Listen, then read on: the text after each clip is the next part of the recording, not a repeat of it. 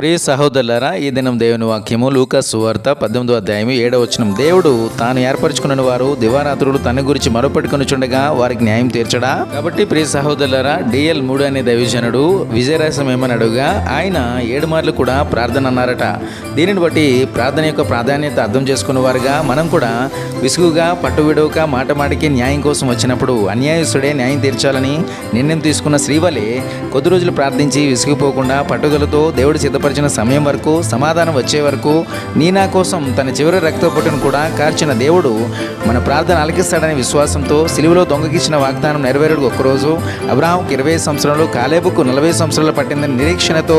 దేవుడు అలక్ష్యం చేయడని, ఆలస్యంలో కూడా మేలు దాగుందని, మనకు ఏమి ఎప్పుడు కావాలో మనకంటే ముందుగా ఆయనకు తెలుసని, తగిన సమయం ముందు తప్పక ప్రతిఫలం ఇస్తాడని విసుగుగా పట్టుదలతో మన కోసం, కుటుంబాల కోసం, దేశం కోసం ప్రార్థిస్తూ ఉండాలని ఆశిస్తూ దేవుడు వాక్యాన్ని మనం ఇంట్లో దీవించును గాక.